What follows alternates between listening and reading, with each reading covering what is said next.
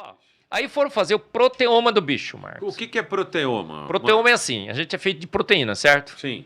E as proteínas são feitas de cadeias de aminoácidos, aquelas bolinhas ali, ó. Bolinhas representam os aminoácidos. Aí você vai no proteoma para saber como é que tá, qual é a proteína que está lá. Você tem que saber como é que aquelas bolinhas ali estão conectadas. Qual a sequência de aminoácidos que formam aquelas proteínas? Sequência de aminoácidos. O que você faz? Você digere com tripsina, que vai cortar em posições específicas Sim. isso daí. Pega os pedacinhos, joga dentro de um espectrômetro de massas e fragmenta. Sim. Pelos fragmentos, você sabe quais são as bolinhas que estão conectando. Você fazer a sequência de aminoácidos que formam aquela proteína. Protein sequences. Sequências de proteína. De mastodontes e de... T-Rex. Do meu amigo T-Rex. Revelado pela espectrometria de massa. Que agora é minha marca registrada. Acho que eu vou patentear, né? Vai. T-Rex vegano. Você vai ser... Aí fizeram, olha, Samuca, mostra o próximo. Aí, cara, aí ninguém pode dizer que o Marcos está falando de cosmologia, está falando de astronomia, de biologia, que ele não entende. Isso daí é o que eu faço no meu laboratório, Marcos. Sim. A gente está fazendo lá o proteoma de chimpanzé e humano. Entendeu? É meus alunos que fazem, porque eu não faço nada, né? Meus alunos fazem, eu entendo, eu dou aula disso, Marcos. Aí foram lá pegar os peptídeos, sabe o que descobriram? Olha lá, ó, dinossauro do Mesozoico e do Paleoproteomics. Sabe o que é Paleoproteomics? É proteoma de bicho que supostamente foi extinto há milhões de anos atrás. É impossível isso é coisa que não existe. O Mesozoico, né? Quantos anos atrás? Aí foram lá, o que aconteceu? Sabe qual é a conclusão desse estudo? Os peptídeos estão intactos. Os fragmentos são exatamente o que acontece quando você pega uma proteína moderna, fresca, sem oxidação, e fragmenta. Então os peptídeos estão lá, ó, fragmento B, fragmento Y, tá vendo? B, são as séries Y. Cada coluna dessa corresponde a um fragmento. Cada íon desse, né? É espectrometria de massas, né? Corresponde a uma quebra daquelas bolinhas. Sim. E tem dois tipos de quebras principais que geram fragmentos Y e fragmentos B. Isso aqui, se eu pegar uma proteína hoje e fizer esse experimento no laboratório... Se você tirar uma proteína minha e fizer experimento... Vai dar uma sequência dessa parecida. Vai dar diferenças porque as bolinhas... Eu sou mamífero, réptil... Não, porque a proteína é diferente, tem sequência diferente, mas é exatamente o que você deve esperar. A conclusão do estudo... podemos fazer o sequenciamento das proteínas. As proteínas estão frescas, os peptídeos estão intactos e os aminoácidos não estão oxidados. Porque a Mary Schwartz foi lá no laboratório e falou assim, agora eu vou provar que proteína pode ser preservada em 60 milhões de anos. Sim. Aí o Pirula falou assim, nossa, Marcos, você esqueceu de citar que ela fez o experimento de 3 dias, passou para 2 anos. 250 vezes mais. Eu falei, peraí. E de 2 e 3 dias fez uma extrapolação para... Pô, de 3 para 2, Marcos, tá bom, melhorou? 3 dias para 2 anos, são 60 milhões de anos. É uma extrapolação. Aí eu falei lá, cara, não é 270 vezes mais, você precisa de 20 milhões de vezes mais. Mas o pior, que a reação de Fenton é uma reação oxidante. Vamos explicar resumidamente o que é a reação de Fenton. Reação de Fenton é uma reação que produz radicais livres, hidroxila, usa ferro e alguns reagentes. Sim. Mas o que ela vai produzir? OH radicalar, uma espécie extremamente reativa e oxidante. Incorpora oxigênio. Se essa proteína tivesse sido preservada pela reação de Fenton, aquela reação milagrosa que só a Mary Schwartz e o Pirula acreditam, e os evolucionistas teístas também, né? Porque outro dia um evolucionista teísta veio falando assim para mim, Marcos, veja bem, a reação de Fenton, ela provou, gente, provou nada. Sim. Né, a gente tá nessa discussão aqui, né, nessa mesa de bar aqui, a gente pode falar, né, Marcos? Podemos.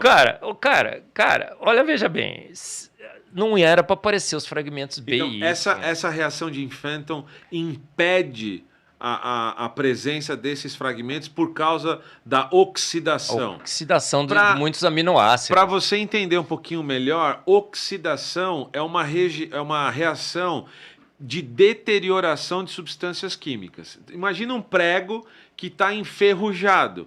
Esse prego ficou enferrujado por causa de reações de oxidação, por causa da presença do oxigênio na atmosfera. Então é isso que a gente está falando. Reações com a presença de oxigênio são reações de deterioração. Não deveria aparecer o que aparece. E a Mary Schwartz falou assim, ó, quando eu submeti a proteína no laboratório à reação de Fenton, por causa das hidroxilas, elas se ligaram, uma se ligou com a outra, uma molécula se ligou com a outra. Sim. Ficaram juntinhas, e juntinha preservou mais, tá? Deve ser assim, né? No frio, quando você gruda no outro, também se preserva mais, né? Troca calor. E aí, de 3 dias, demorou 2 anos. Sim. Mas estaria oxidado, Marcos. Essa reação química deixa sua assinatura de oxidação que não aparece nos proteomas. Então, acabou. Olha, veja o próximo, Samuel. Ô, Marcos, olha, da onde tiraram essas proteínas? Cara, isso é pele de dinossauro. Sim. Parece uma pele de 60 milhões de anos para você? O extraordinário é encontrar pele. Porque pele é a primeira barreira de proteção que é decomposta pelos decompositores. Ou seja, foi um processo extremamente rápido que soterrou em camadas profundas esses bichos. E que impediu a decomposição pelos micróbios. E que impediu os decompositores de chegarem lá. Certo? Sim. Porque foi muita massa em cima. E que ocorreu em camadas imensas, em cemitérios imensos. Tem cemitérios nos Estados Unidos que se propaga por vários cistados. Soterrou um monte de bicho, né, Marcos? Tá com saudade da terrinha. Olha, veja bem, veja o próximo aí agora. Dá uma olhada nessas, Marcos.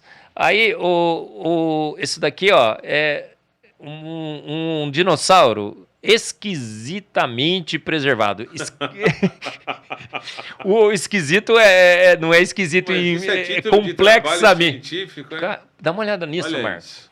Olha aí. Esse é um dos dinossauros mais bem preservados que foi descoberto aí recentemente.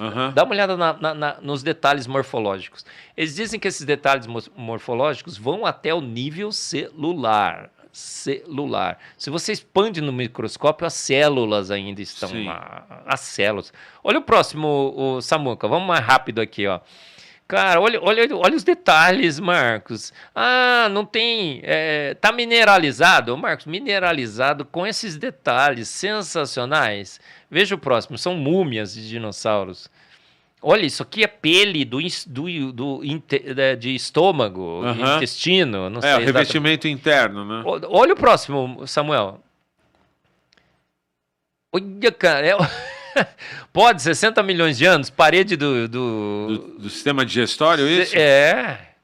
Sensacional, não é? O próximo, Samuel, vamos passando aqui para o pessoal ver. Olha os detalhes, Marcos, detalhes. Tem bichos e mais bichos e mais bichos e mais bichos que foram encontrados, não só dinossauros. Em todo o registro fóssil, as coisas estão assim, cada vez aparecendo mais. Aparecendo morfologias perfeitas de órgãos internos, cérebro, intestino, pele de intestino. Muitos deles são desmineralizados e encontram material orgânico. Não é tecido mole. O pessoal fala assim, não fala tecido mole, Marcos, porque não é sempre tecido que a gente encontra. É a paleontologia molecular. A gente encontra as biomoléculas preservadas. Biomolécula, todo mundo sabe que biomolécula é assim, o nosso corpo protege a gente. Sim. Mas se a partir do momento que você morreu... Não tem mais essa proteção. 2-3 horas já vem as mosquinhas. Não tem mais essa proteção. O sistema imunológico não está funcionando mais. Você já viu um cachorro atropelado, né? Todo mundo viu um cachorro atropelado. Outro dia eu estava no sítio e atropelaram um gambá. Sim. E o gambá ficou lá. A gente ficou uma semana lá. Depois de uma semana já não viu o gambá mais. Ninguém mexeu, né? Sim. Decomposição. Sim. Olha só. Esse eu mostrei pro Pirula. Evidência de proteínas, cromossomos e marcadores químicos do DNA, excepcionalmente preservados em cartilagem de dinossauro. Eu falei, ô Pirula, então a reação de Fenton não só preservou proteínas, preservou os cromossomos, os marcadores de DNA. Que reação poderosa é essa, não? Vê hoje o próximo. Marcos, foram lá, fizeram, tá vendo essas setinhas aqui? É a célula e essa aqui tá apontando para o núcleo. Veja o próximo, Samuel. Colocaram marcadores químicos específicos que vão colorir o núcleo. O núcleo tá lá, os cromossomos estão preservados. Eu tenho um trabalho que diz que DNA não pode ser preservado na natureza por mais de 500 anos, Marcos. 500 anos. Tem uns artigos que chutam o balde e falam que no máximo dos máximos 1 milhão de anos. Eu não acho que DNA vai ser preservado por 1 milhão de anos, tá?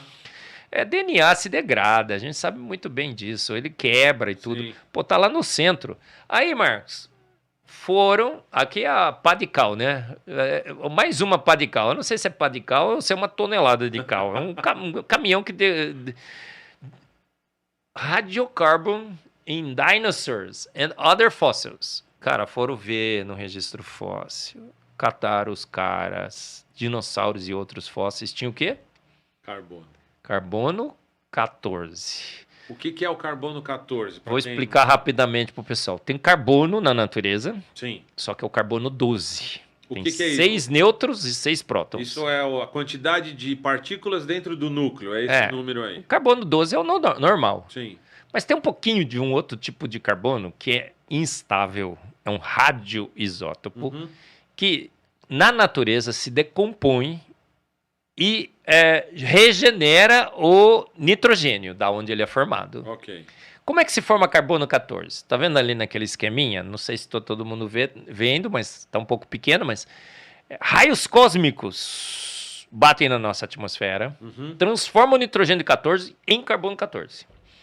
Então ele não é, vamos dizer assim, não estaria aqui naturalmente na Terra, certo? Ele é formado, esse radioisótopo. Pode deixar no anterior mesmo, o Samuel. Então, o que acontece? Esse radioisótopo, ele é instável, mas ele é formado por causa da energia, né, da indução dos raios cósmicos. Quando você come alguma coisa com carbono, por exemplo, você vai comer uma massa, uma massa, um pão, tem carbono. Sim. Junto vem um pouquinho desse carbono 14. E esse carbono 14 fica incorporado em mim. Enquanto você está vivo, você está sempre repondo. Ok. Quando você morre, para de repor. Sim. E ele começa a decair. Ok. 5.730 é a meia-vida dele. Em 5.730 anos depois que você morreu, os seus restos mortais teriam metade do carbono 14. Exato. Agora, o carbono 14 é muito pouquinho. Um PPT, uma parte por trilhão. Tá. Então, os métodos detectam, sim, mas qualquer coisa com mais de 20 mil anos não era para detectar mais. O Adalto deu uma colher de chá pro Pirula lá. Pirula, tá bom, 60 mil anos. Ok. Tá, vou te dar o benefício da dúvida. Mas, Marcos, mais que 60 mil, nada deveria ter carbono 14. Sim. Marcos, radiocarbon em dinossauros e outros foram lá achar o carbono 14 em dinossauro, Marcos. É a prova definitiva. Assim, daí para frente é só o direito de espernear que todo mundo tem, né? Mas aí o cientista, a gente comentou isso no outro episódio, o cientista vai tentar encontrar uma explicação dentro do que ele já aprende. O Pirula tentou. Ele falou assim, não, Marcos, é o urânio radioativo que induz a síntese de carbono 14 no fóssil mesmo ele estando morto. Aí eu falei, peraí, até aqui o artigo. Tem um artigo que refuta completamente essa possibilidade. Sim. O urânio não tem esse poder de restituir o carbono 14, né? Aí tem carbono 14 em dinossauro, tem carbono 14 em carvão, tem carbono 14 em petróleo, tem tudo na Terra que tem carbono, você acha carbono 14. O que isso significa? Que o Adalto venceu. Né, Adalto? Adalto, eu era um criacionista de terra antiga, tá, Marcos? Eu era evolucionista. Eu acreditava em Darwin, que o dinossauro era carnívoro, tá? Eu acreditava nos milhões e milhões de anos, no universo, eu dava aula sobre isso. E eu achava o Adalto meio herege, né? Eu falava, Adalto é legal, mas que negócio de universo jovem, né, Adalto? De terra jovem, né, Adalto? Tá meio forçando a barra, né? Ele não tem doutorado, como alguns falam, né? Pô, ele é doutor honoris causa, né, Adaltão? Você venceu, Adalto. A Terra é jovem, o universo é jovem. É isso que significa, a gente tem as provas. É uma prova só, um monte, Marcos. Hoje a gente tá atolado, afogado, abarrotado abarrotado de evidências que Sim. a Terra é jovem, o universo é jovem. Sim. A Bíblia venceu. A cronologia de Gênesis venceu. É porque ela falava, vamos, faz as contas lá, dá 6 mil anos, não dá? É, aproximadamente isso. Então, ó, não tem carbono 14. Vê hoje o próximo, ô, Samuca. Vamos ver o que nós temos aí. Cara, ó, se vocês quiserem assistir, tem o biólogo Wellington Augusto. Eu fiz um podcast, não era ainda, né? Era mais sério os nossos programas, né? Uma entrevista aqui no Fé e Ciência com ele. E ele dá um monte de evidências também de tecido mole, biomolécula. Ele fala, olha, nem tudo é tecido, né? É paleontologia molecular. Sim. Ele fala, olha, estamos achando hoje biomolécula em tudo que é ossinho do registro fóssil. Carbono 14 em dinossauros e outros fósseis. Então, a certeza absoluta não existe. Mas há muita evidência para negar, né, Marcos?